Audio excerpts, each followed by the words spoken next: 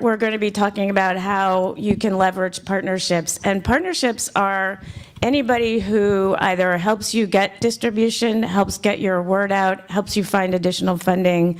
Partners do a lot of different things for filmmakers. Some partners do all of those things. Some partners do some of those things.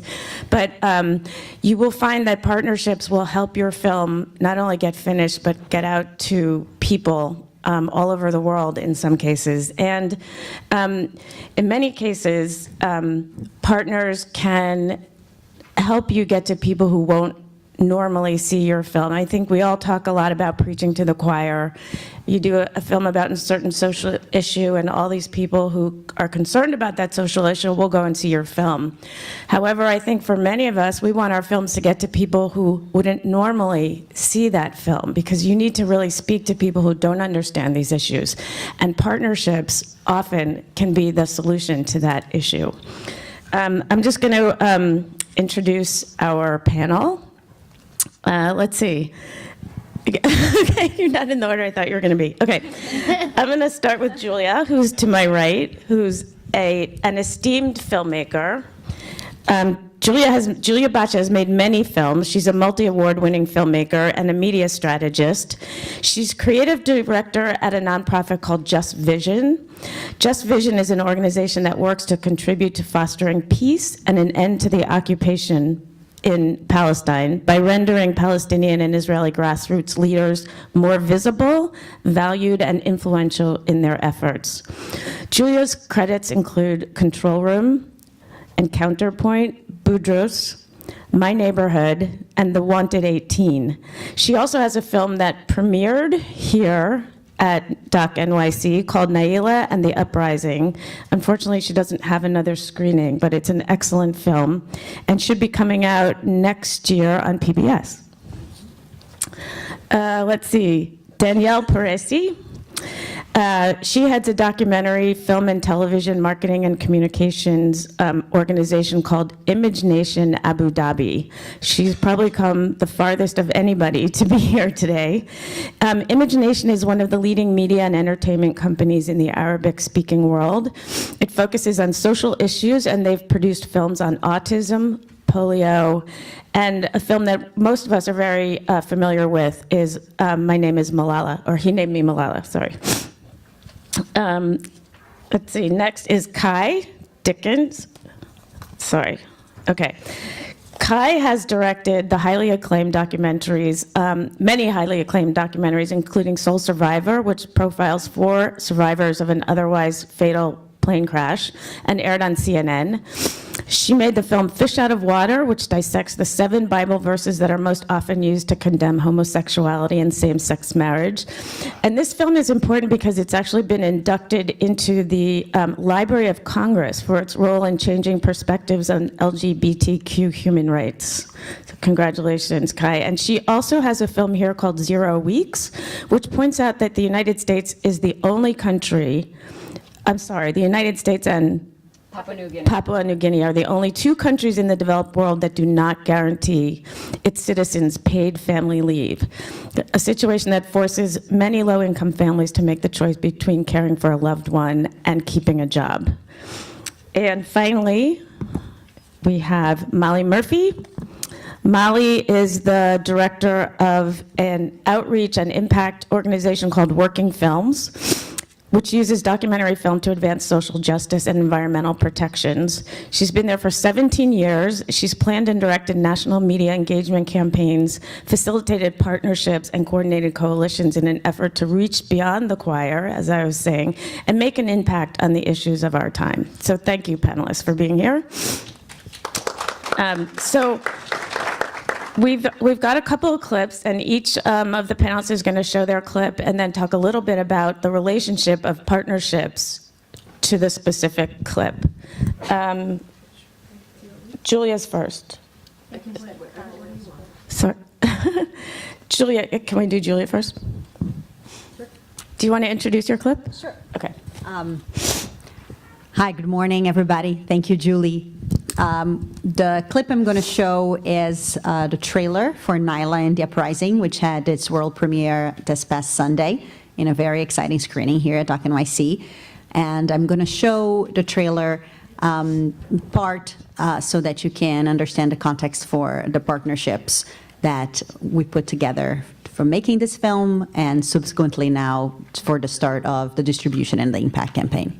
Do you want to just say a few words about the kind of partnerships that you forged with Just Vision? Yeah. So as Julie described briefly earlier, I am the creative director at the nonprofit Just Vision, and I've been working with the team there making films for 14 years now.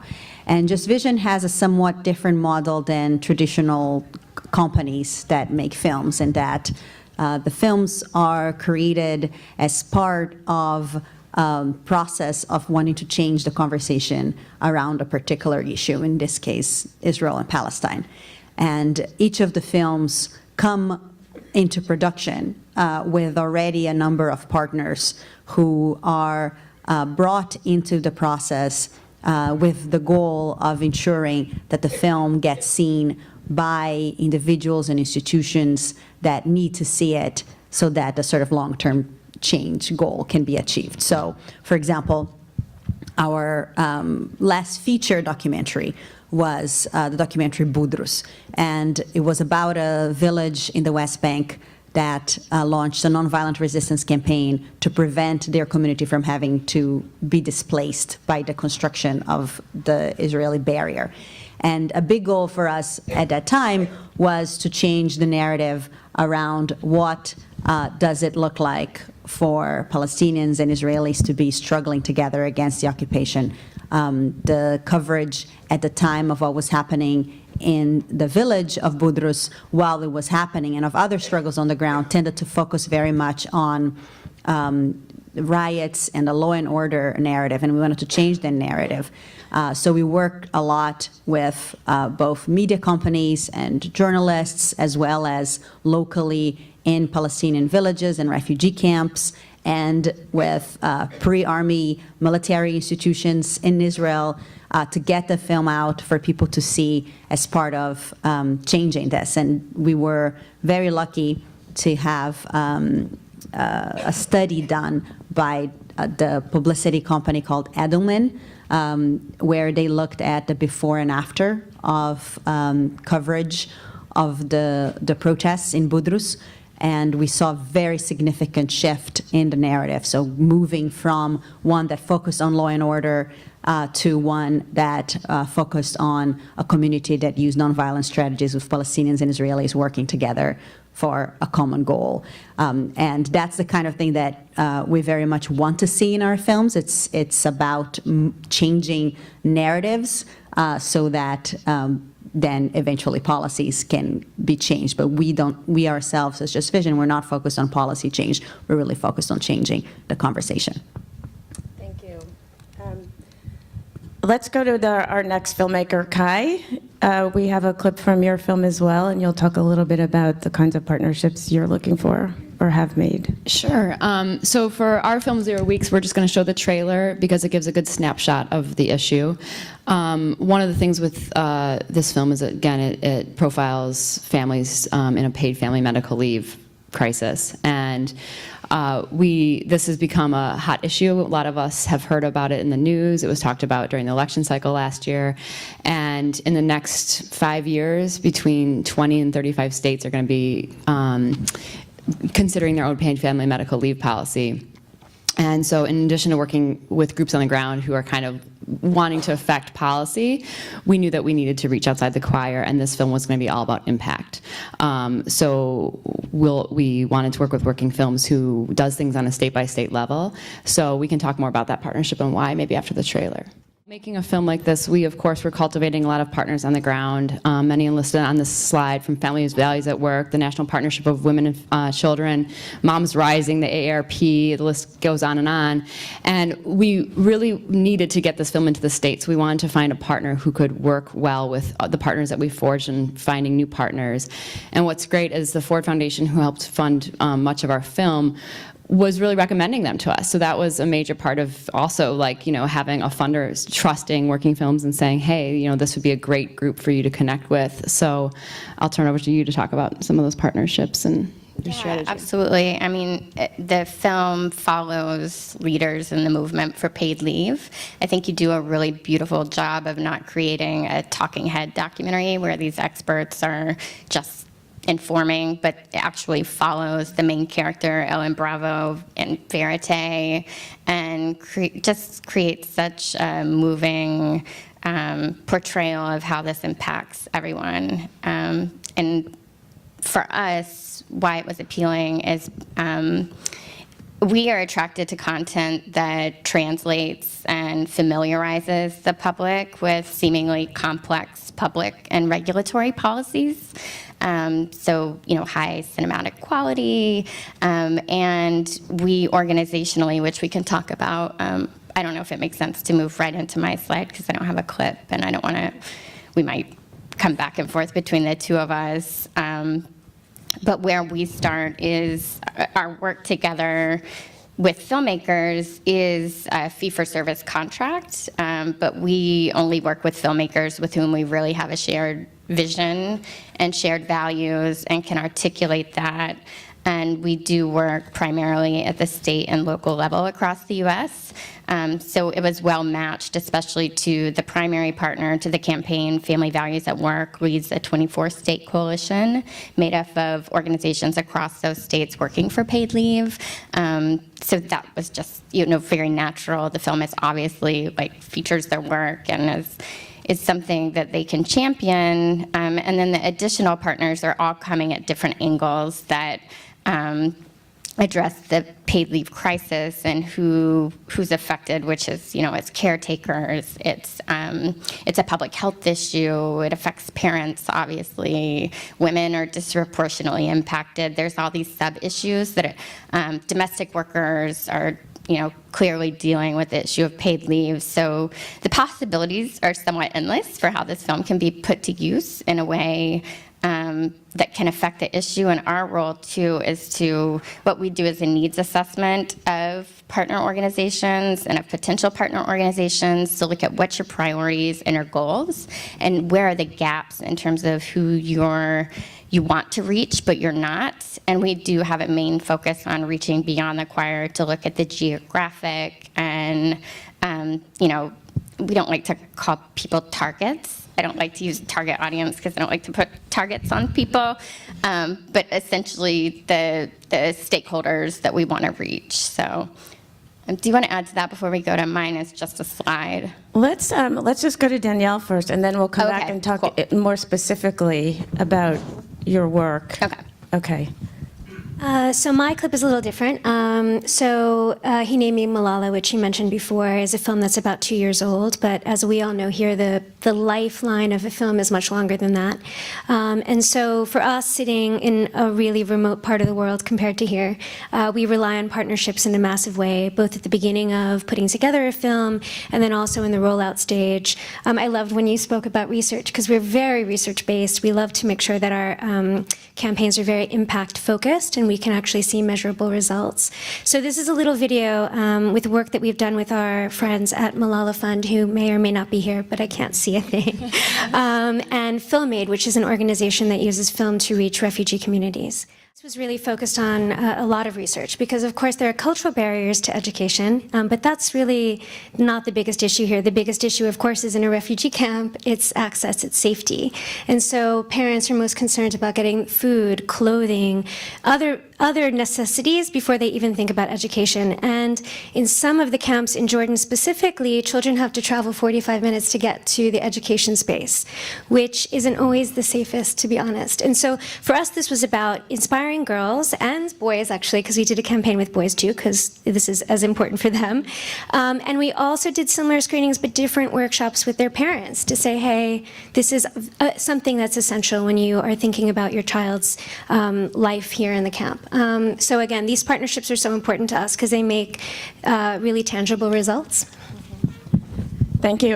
The clip is very helpful because you can see the outcome of the impact campaign. You can see the actual people on the ground who were affected by the impact campaign. So congratulations on that.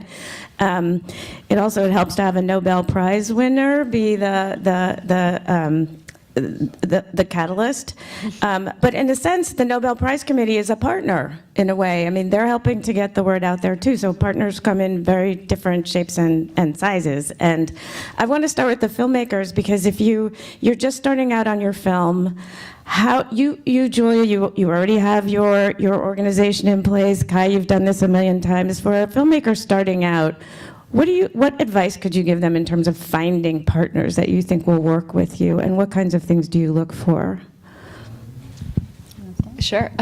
Well, I think know your film and know your goals too, and know the urgency. Like if you have an issue-oriented film, I think it's really important to know the urgency of that issue. Like I think of my last film, Soul Survivor, which deals with deals with survivor's guilt and PTSD, but it wasn't necessarily an urgent issue. It wasn't something that was going to be considered, and it wasn't going to impact legislation and lives right away. It was just survivors who watched the film could definitely, find some healing and understanding within watching it, but it wasn't an urgent issue. And I think 0 weeks is something that, paid leave is being talked about now. It's gonna be happening state by state, almost the way marriage equality was happening, within the past 10 years. That's gonna be happening with paid leave in the next 5 to 6 years. So we knew the most important thing with this film is to get it out there to people beyond the choir, beyond progressives who are kind of like fighting for paid leave and a higher minimum wage.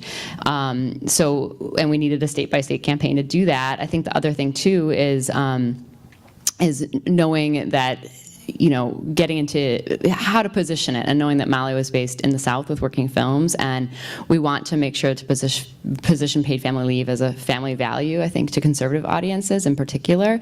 And so just knowing your film, knowing your audience, knowing the urgency can help you pick the right partner. I think it's the short of it. Go ahead, Julia. So, I think the first thing to do, I think, is to be very honest with yourself about what actually you want to do a film for. I think many filmmakers want to do a piece of art, and they're not actually thinking about this as part of movement building and social change, and that's fine.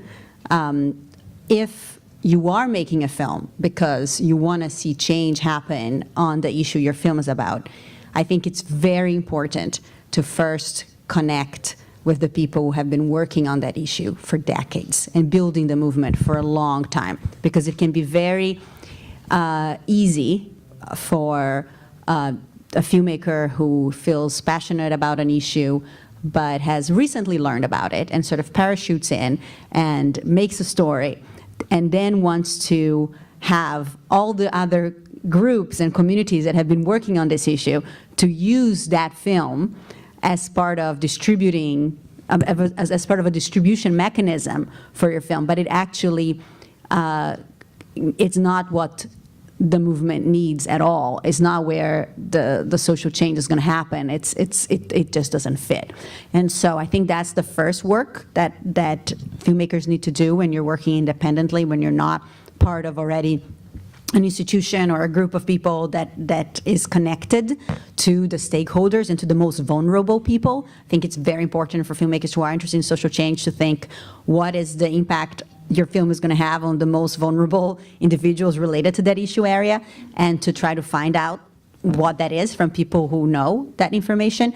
And that relationship that you build there, when you ask that question, that's going to be the key mechanism that you can then use for your impact campaign, because you have built trust. And I think trust is at the core of any social change filmmaking. You have to build trust with the people whose stories you're telling, with the communities who are going to be impacted, and with the groups that you want to create the change. And they will introduce you to other people. Then there's a snowball effect.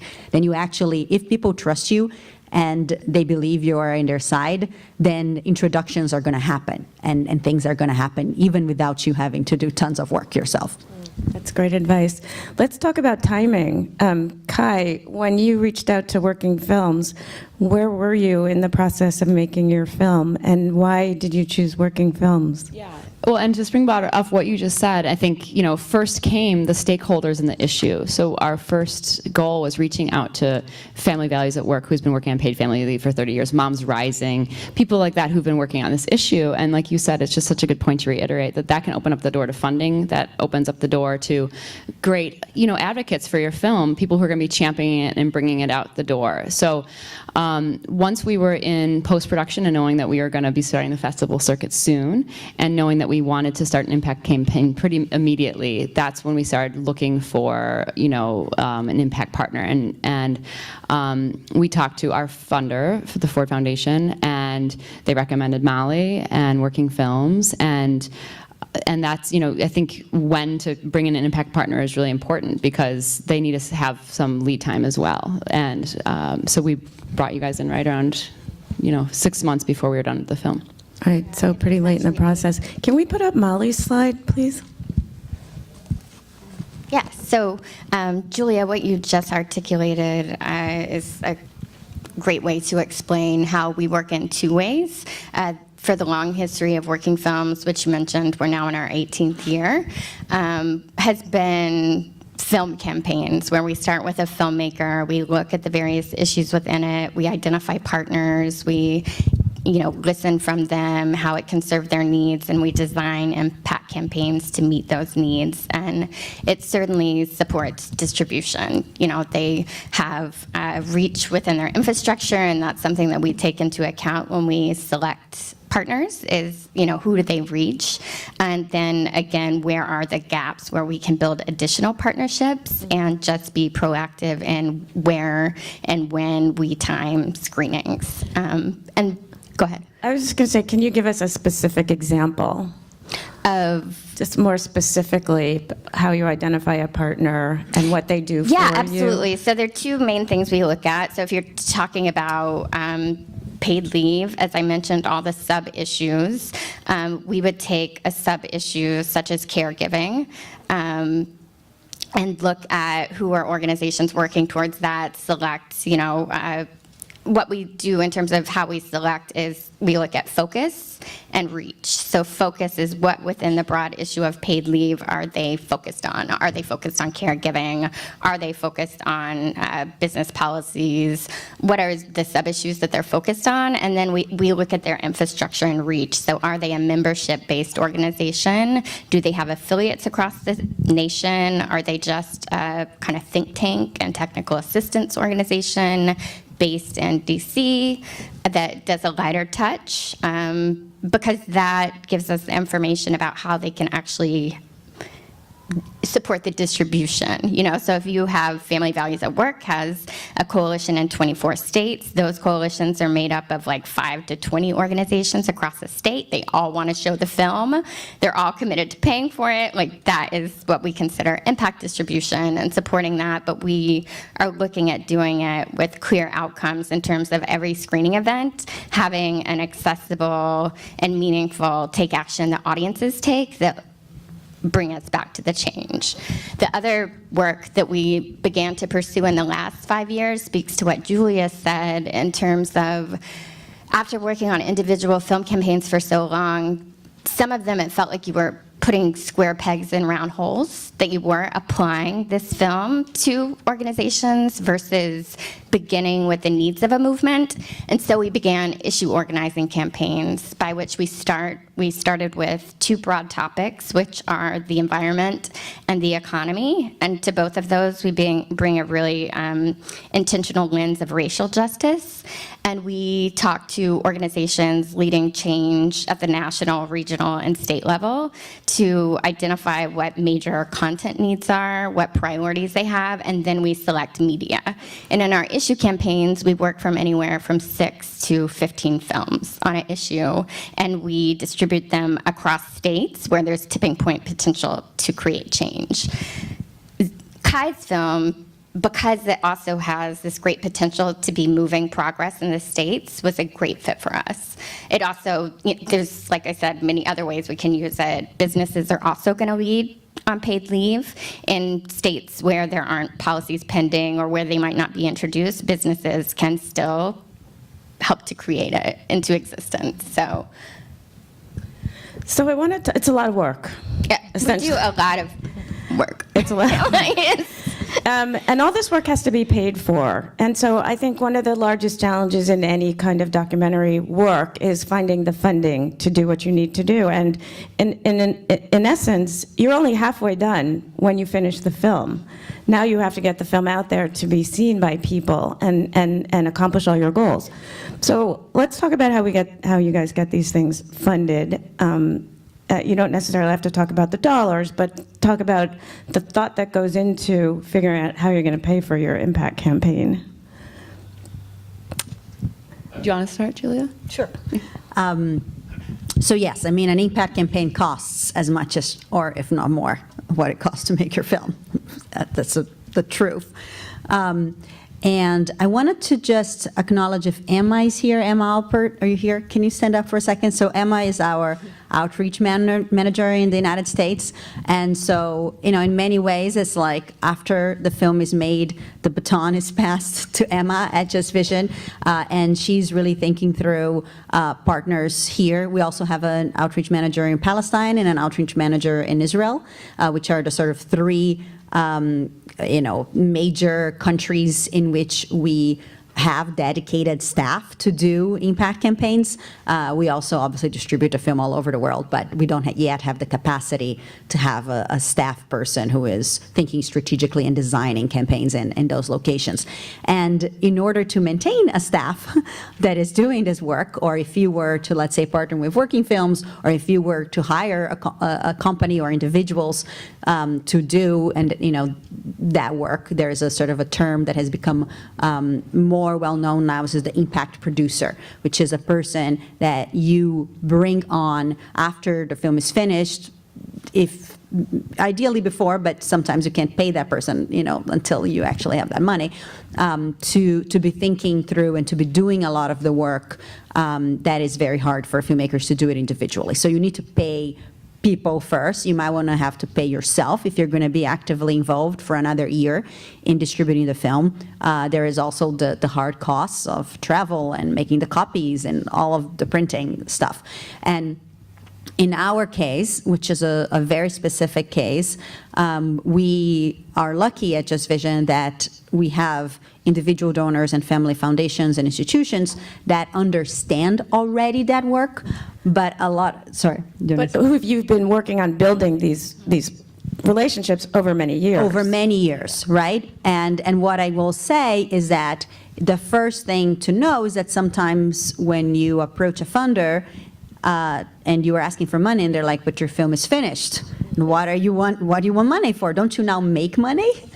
Isn't the time where you start making money?" And with documentaries, the short answer is no. You don't start making money. You continue to have to raise money, and that's an educational process that your peers prior to you have already started laying that groundwork with foundations and institutions, but that's a conversation that you will need to have with funders, both funders who have already supported your film and new partners. And the first thing that I would encourage a new filmmaker to do is find the films that have been made about your issue and go to the credits and write down all of the names of the foundations, individuals, everybody who gave money to that film, because those people are likely interested in your issue. And that's like the best research, because you know that they funded a film before, they understand that film has power, so the conversations will be a lot easier in that regard. And there are the Ford Foundation, I think, is the big giant in that area that really understands that work and actively funds the field as a whole, and institutions, that then give funding to filmmakers.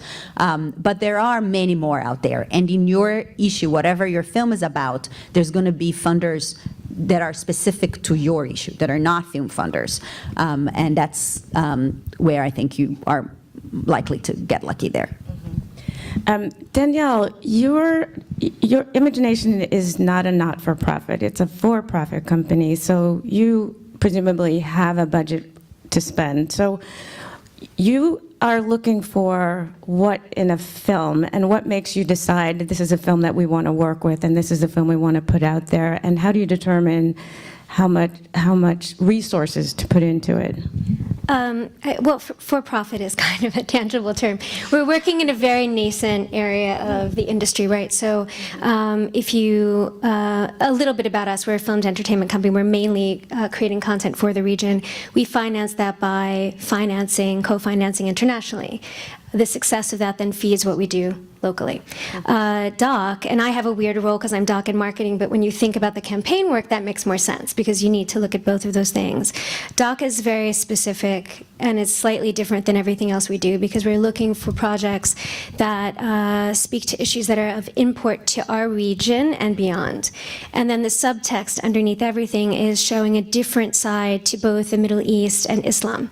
And so the Malala story is important for us, not just because of girls' education, but also because, when we tested it here, for instance, a lot of young people said, Malala's family is just like any other family. Yes, they are. And so those kinds of messages are very important to us. We do two things. We finance sometimes. Malala was financed by Imagination until we had participant come in halfway through the production, which was wonderful as a co-financer. It had a very traditional film trajectory. It was picked up by Fox Searchlight and Nat Geo. That's the more traditional route. Most of our other work is co-financed. Our polio project that you mentioned, which is very timely, because just this week in Abu Dhabi, they made the announcement with the Gates Foundation that they're looking at polio being eradicated finally in 2020, after a couple years of touch and go in Afghanistan and Pakistan. It's on track again. That film was financed by the Gates Foundation and the Crown Prince Court of Abu Dhabi. And so it really depends on the project. Sometimes we're approached with funds, which is another tricky dance. I mean, I think it's wonderful when you get things financed. You have to be very careful that, number one, the partner understands the sanctity of the film. It's a film and it's not a long TV commercial for an issue. And sometimes when you have partners on board really early, and in the case of polio, that was Gates, WHO, CDC, Rotary, so many different people with very specific, very nerdy, scientific messages that they wanted in the film. You end up really having to be a very hardline advocate for this film has to inform, sure, but it also has to entertain. It has to be a film. And the second thing is you do also want to be really careful that your partners share the same philosophy as you about what you want the film to do in the world. So we're very careful about the partners that we bring on, both for that advocacy work after the film, but also the funding of the film itself. I think sometimes it's useful to hear what went wrong. And I'm wondering, because I think it's helpful for people to know what to look out for. Do any of you on the panel have I made a mistake, I wish I hadn't done that, that was a bad partnership story? Can I say one thing first on that past question, and then I think I could give a pitfall example too. Okay. But in addition, that's brilliant what you said about looking at the funders of other documentaries and grant makers in film and electronic media, which is now media impact funders, used to have that all online, and you could just search the database. But when we did this flip side towards issue campaigns, a lot of the traditional documentary impact funders did not come along with us. We took a big risk in wanting to be more movement-centric, and it turned out it was issue funders who came forward. So the Putnam Foundation, who funds around the issues. Just what do you mean by didn't come along with you? They weren't as, it was much, they kind of like Working Films does traditional impact campaigns. We kind of had institutions in the space of documentary for change where it's taken us to prove that this flip side works really well for using documentaries for change. But to do that, we more had to rely on issue funding. So within the environment, it was the Putnam Foundation. It was Educational Foundation of America, which is certainly has some experience and is tied to documentary filmmaking. It was the Park Foundation, who also has the media, but it was more the issue funders who stepped up around wanting to support documentary as a resource to support the movement on these issues.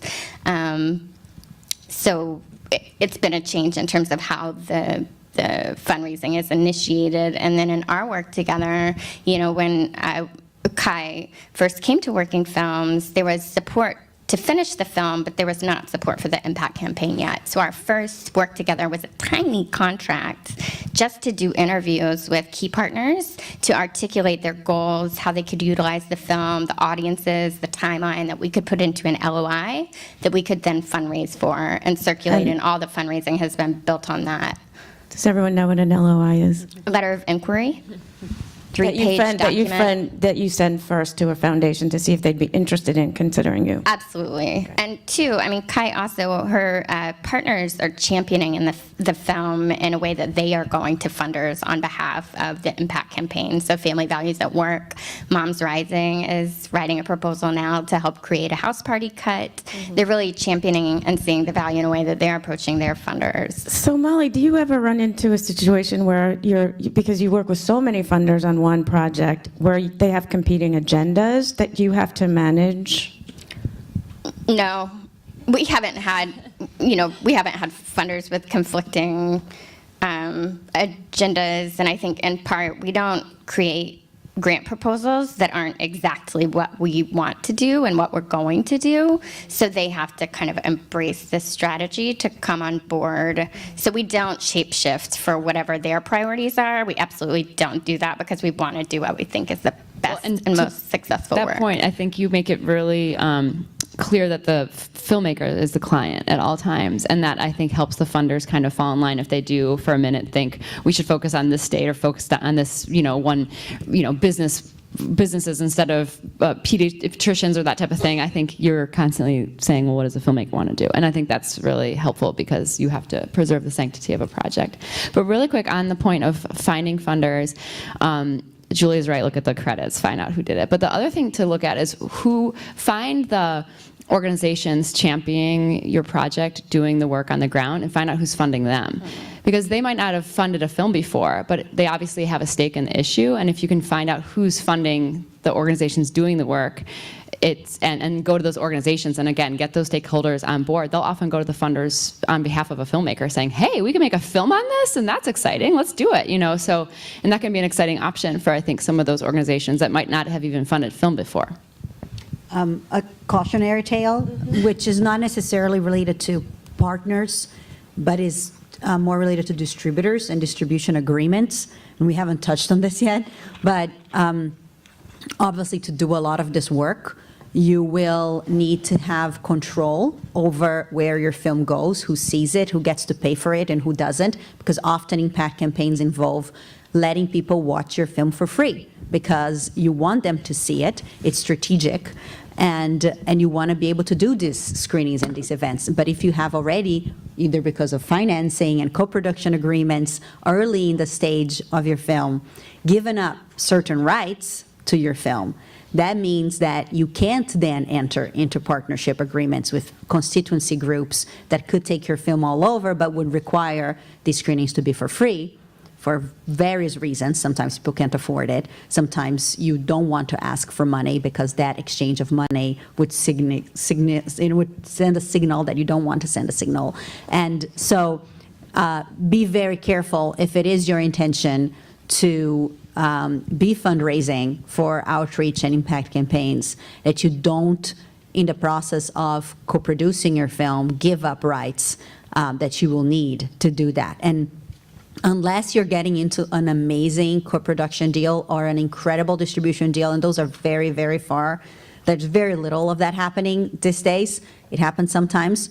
You are more likely to be able to raise money for your film through outreach and impact campaign than by just giving up all your rights to a single distributor these days. So that's just my 2 cents there. That's excellent advice. Molly, were you going to say something about a pitfall?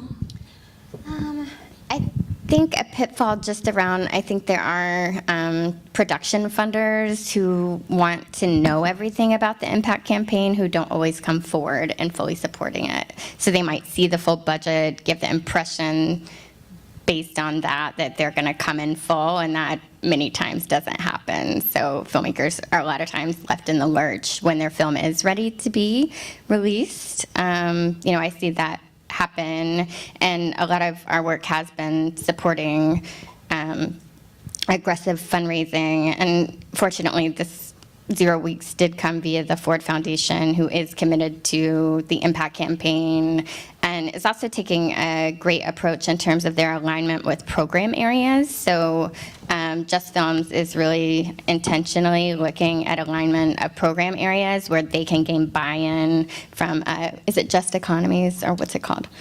Inclusive Economies. Inclusive Economies is really who led the support for 0 Weeks, and it's kind of a partnership across programs, and that in our work that's come via Ford has been all through program areas in the past couple years. So in direct support, Working Films has not received a grant from Just Films, but we've been able to work in service of films via support that's coming from the program areas. But I guess that's kind of a pitfall. I think too, something that has just been coming up a lot is we always want really clear agreements. We want clear agreements with filmmakers. We want clear agreements with partners. But you can have an agreement and you can have complete misunderstanding. And I think what's absolutely essential is ensuring that you have shared understanding of your agreement so that at the end of whatever, you're not like, well, this didn't meet my expectations. It's important to talk through every single deliverable and component of the work to ensure that, Working Films and the filmmaker and Working Films and the partners and the filmmaker and the partners really have shared understanding and expectations, because that's where I've seen shit go down in a way that's not good. The only thing I'd want to add is I think it's important to think of partners beyond just funders, and to think of those partners that are essential to telling your story from the beginning you're starting to tell the story. I think the polio film is a better example in a way because, of course, as a filmmaking team, we had to become experts about polio eradication. And for us, the CDC and WHO were essential, not because they contributed financially at all, because they let us actually spend time in the labs with their scientists, explain to us the number of times that they had to re-explain, because it's very complicated, how polio spread so quickly, why it's such a dangerous disease. Or in the case of, even shooting in Pakistan, which at that time the Taliban were threatening the healthcare workers, and there were killings of dozens and dozens of healthcare workers on a weekly basis. So we were shooting in a very dangerous place. We needed the Pakistani government in that particular area to be very supportive of our crew being there. So again, these are not funders, but they're essential partners that were with us from the beginning, and identifying them is, I think, a big part of the project. Yeah, absolutely. We're going to take questions in a second. I think, Kai, did you want to add one more thing? You look like you wanted. Oh, no, when Molly was explaining programming and inclusive economies, and I for people out there who might be like, what do some of these words mean? There's, in these huge foundations, like the Ford Foundation, for instance, they fund all sorts of things. So Just Films funds films. Inclusive Economies funds groups like Family Values at Work and Moms Rising. And then there's other groups that are within the Ford Foundation. So like in sort of layman's terms, what that was meaning, I just wanted to clarify, because it was kind of newer to me, as of a few years ago, like how foundations were structured. That you can go to you can go kind of like advocate or lobby another sect of a foundation that's giving money to film, and have that part of the foundation kind of partner with Just Films to help you with a grant. So there's like other programming pockets outside of just programming film that you can reach into in the foundation if that program officer can lobby for your film to the film giver. Yeah, that's great advice, because the Ford Foundation is not huge, and it has many departments to fund, and not just films. Right. And it's also an international foundation, so it goes way beyond just the United States. Do you guys, is there anyone who has some questions they want to throw at the panel? When you're thinking about doing screenings for a film, how do you think about who you would like to partner with for free and not? Because I think in this world, a lot of people feel that content should be free. So how do you kind of make sure that you don't get taken advantage of in that space? That's a great question. Oh, yeah, you want to repeat the question?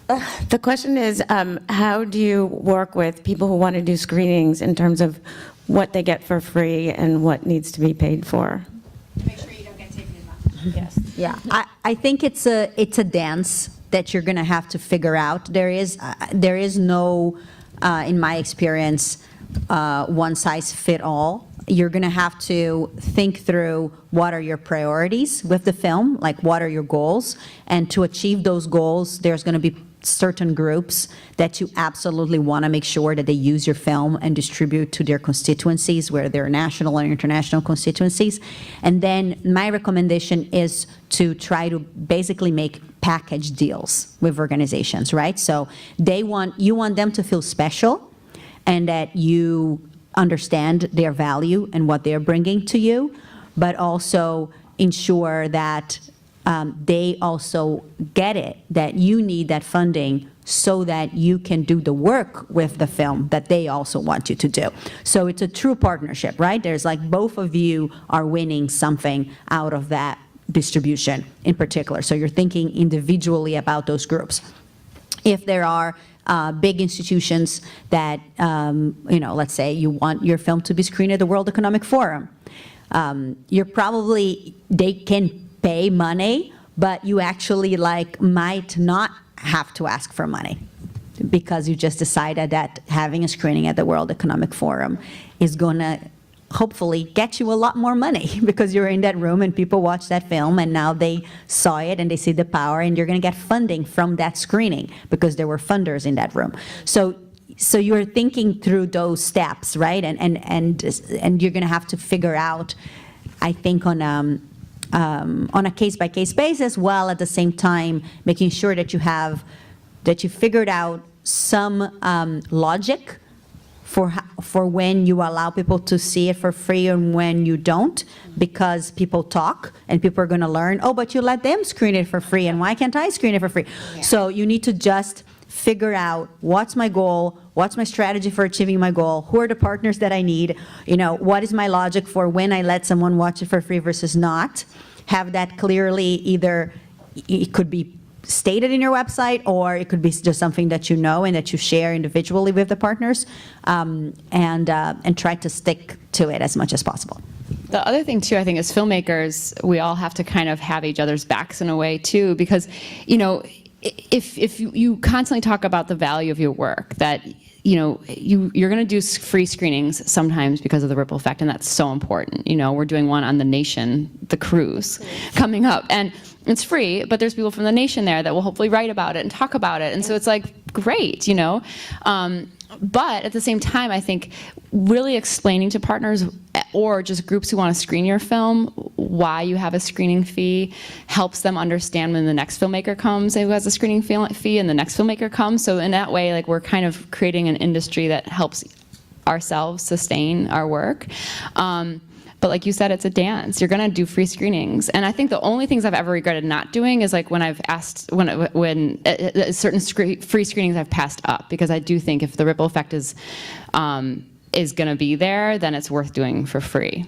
We also, in our budgets, when we know that free access is a priority, we include the line items for the screening rights in our impact budget, so the filmmakers still get paid. So we're very intentional about valuing that, and a lot of our work is on Kai's behalf, being the one to explain to organizations and institutions that are the partners why the film costs money, the amount of money that went into creating it. And we did, for 0 weeks, we did a scan of similar titles, how they were priced, and then we had conversations with each of the partners about what was affordable. And then internally, we have a sliding scale where, say, the organization is all volunteer, or their budget is less than $200,000, or so we take that into account based on requests for people that can't afford the film. But you also get a 4th-page ad from The Nation for being on the cruise, which is like $4,000 value. So looking for opportunities of, if they don't have a budget to pay you money, what are the other, what's the other value that they might create for using the film, and just getting them to really acknowledge this is a communications resource. Most nonprofits have a communications budget. This is of incredible value for your outreach and your goals. So, how many screenings do you think there will be for 0 weeks? Just hazard a guess. Hundreds. I mean, really, they're 9, and this is early. We're doing sneak peeks right now, and just limited before the film's officially released, in anticipation that it will be broadcast and that we'll be securing distribution deals. But 9 are planned across Oregon. There's been 7 across Connecticut of the short version. So, but there's incredible demand for this film. So the 24 states are made up of many organizations that want to show it, and then there's, even just, we had the interview list of all the people featured in the film who will want to embrace and show the film, but I'm guessing there'll be hundreds and hundreds of screenings of 0 weeks. We're very early on, and it's not wide open yet. But. Fantastic. Any other questions? I have a question for Molly. You said that you had shifted strategy somewhat from looking specifically at a film and working with that to having areas like the environment and having maybe 10 or 12 films you work with on that. So it sounds like you're starting to pick the films that you are going to work with. Yes. Is that funding, is the funding for that different? Do you have funding where you're now picking films? Yes, we do. Just want to repeat the question. Yeah. Do you want to repeat it, or I will? She's asking, so if we do issue campaigns and film campaigns, is the funding different in those two spaces? And I can tell you a bit more about the issue campaigns. So Working Films right now has very limited film campaigns. We only take on filmmakers who we feel like we can have a great working relationship with, who aren't going to bring on a lot of drama, and whose goals and really align with ours in a way that 0 Weeks does. So 1 to 2 max. We anticipate taking on another next year. Our issue campaigns, the big topic of the environment, we've addressed coal ash, we've addressed fracking, we've addressed pipelines, we've addressed offshore drilling. Within the economy, we've address fair taxes, fair wages. 0 Weeks kind of comes in that thematic vein. Next year, we are announcing a new issue area, and we received a grant from the MacArthur Foundation this last year, which will allow us to scale up our state-level organizing campaigns so we can simultaneously work in many states at one time and broaden the topic areas. So all arrows are leading towards that theme is going to be race and immigration. But what we do, because we are 18 years old and in the past have worked on just about every issue you can imagine, from disability rights to veterans issues to aging, just so many topics. So we're building on our long time partnerships to go back and listen to what they need in terms of content. And yeah, we just fill in and meet their needs with the best media that we can find. So we do calls for media. We've done a call for media for coal ash. We've done which nobody knows what coal ash is, and it was really hard to find media about that. But what we'll also be doing with this new support from MacArthur for Docs in Action is we will be giving grants to short filmmakers, and pretty high-level grants for short films that are filling in gaps in media where there's not a film about a particular topic within the theme. Fantastic. Does that answer? Yeah. Okay.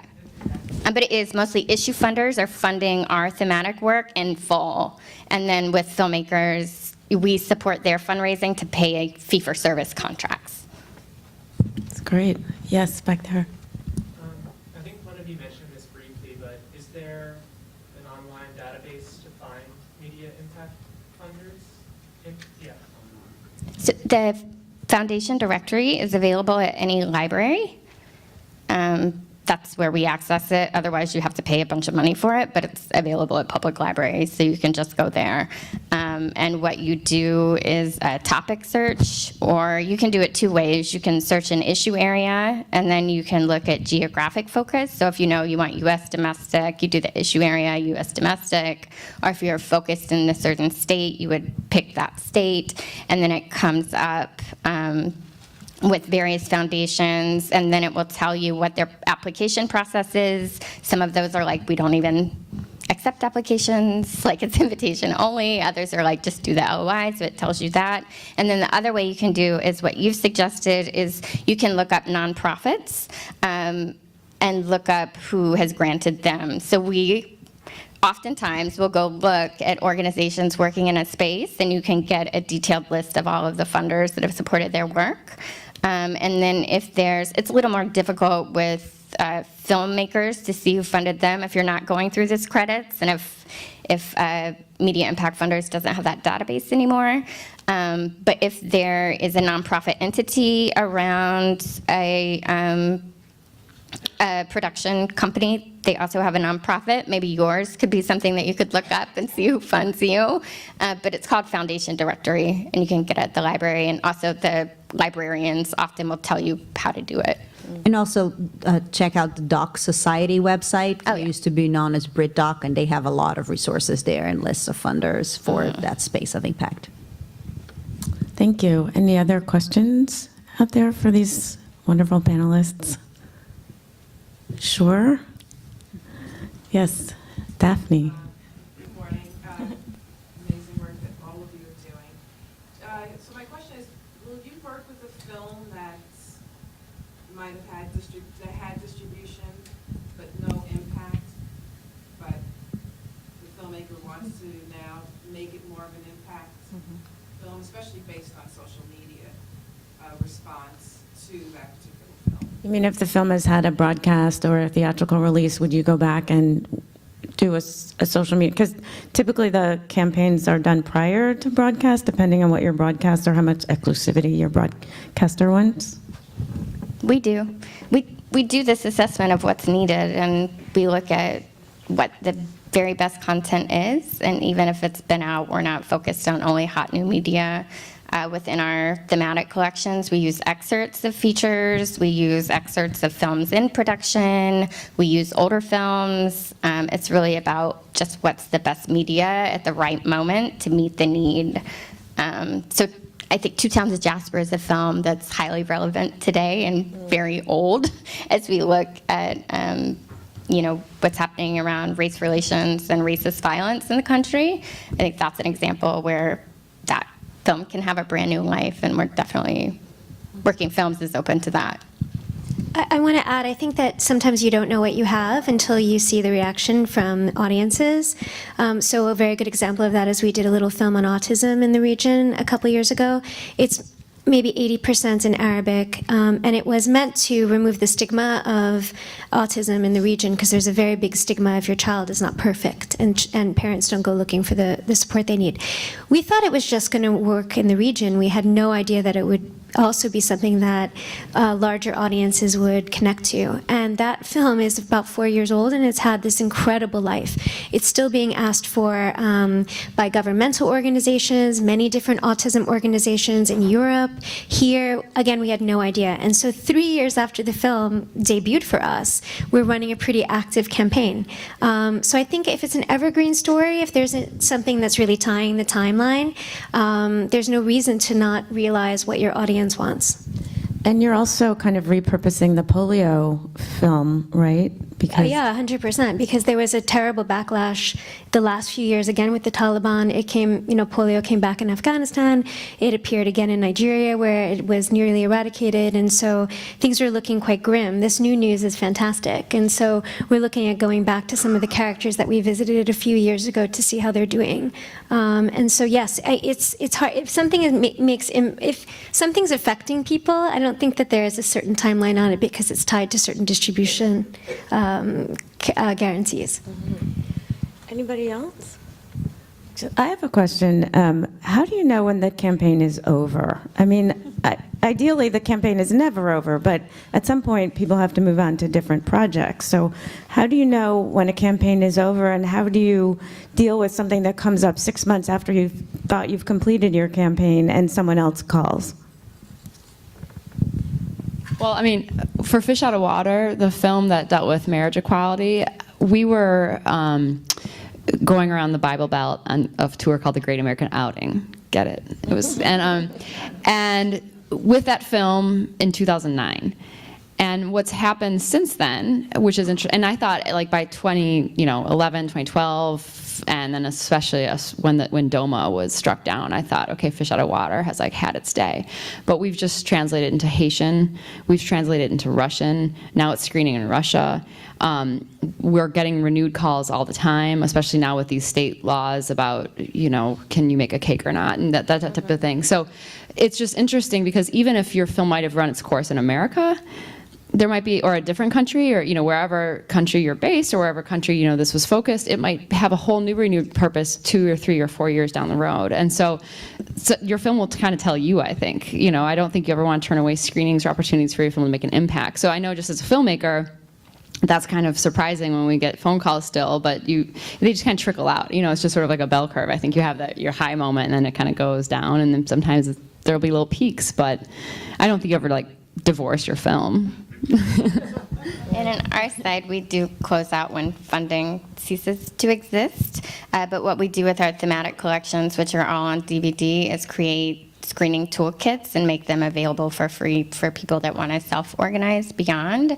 But we've had those themed campaigns get refunded. So Shore Stories was a compilation we toured in the 4 states on the East Coast, slated for drilling. It was supported for an 8-month campaign.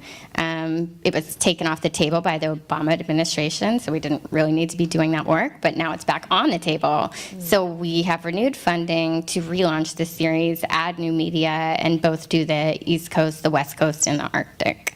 So ours has been somewhat, funding contingent. And just specifically with our work at Just Vision, the films are actually progressions on the theme. So we are pushing the conversation further and further with each film that we make. So in many ways for us, once the next film comes along, the other films can still be shown, and if people ask for it, great. But we're not pushing that anymore because we feel that we've already pushed the narrative further along than the last film. So that's not what we want people to see it now. We think people have already moved on, and now we're ready for this one. So it's really a sort of a really long-term view where each film moves the conversation further and further along. And I'm afraid we're out of time, but before we wrap, I just want to ask all of you, so for Danielle and Molly, what can we expect from your organizations in the next year or two, and then from our filmmakers where everyone can see your films? Okay, so we will continue implementing the 0 Weeks campaign. We will be launching Docs in Action, which is a film fund for short documentaries related to the thematic areas that we're working on. That program will offer in-kind support as well for strategy development for impact campaigns, because what we found is nobody pays for strategy development.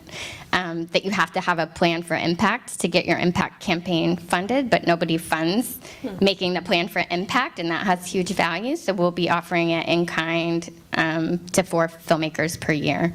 So Docs in Action launches. We'll be doing our first RFP in January, probably around the time of Sundance. And then our next issue area will be announced, which we anticipate will be race and immigration. And for our side, we've made a big move into television because in our region it's very hard to distribute a doc film, but people will watch docs on TV. And so we will be announcing our first series at Dubai Film Festival. Secondly, we've realized that we've grown a capability to do what we're calling here impact work, but is not even understood in our region. And so we are now partnering with filmmakers for films that we haven't even been involved in the production. So that's an interesting space for us to be in. Great. And 0 Weeks, we have not secured our broadcast or VOD distribution yet. We're still trying to figure out who to partner with in that regard. So it's going to be on the circuit all year. Hopefully we'll see a lot of you there. Nile India Uprising will be at IDFA a couple of days from now. On Sunday, we have our premiere there. Then we're going to the Dubai Film Festival and festivals that I can't announce yet next year, and then we'll be on television, PBS, through WNET, through the series Women, War and Peace, The second edition, thanks to a distribution partnership with Fork Films, and we didn't even talk about that kind of partner, but Fork Films has come on board as a really values-aligned distribution partner, which is amazing. They came on as a co-producer and are helping us with distribution as well. And we will be one of 4 films in the series that talks about women in conflict and peace negotiations sometime spring or summer of 2018.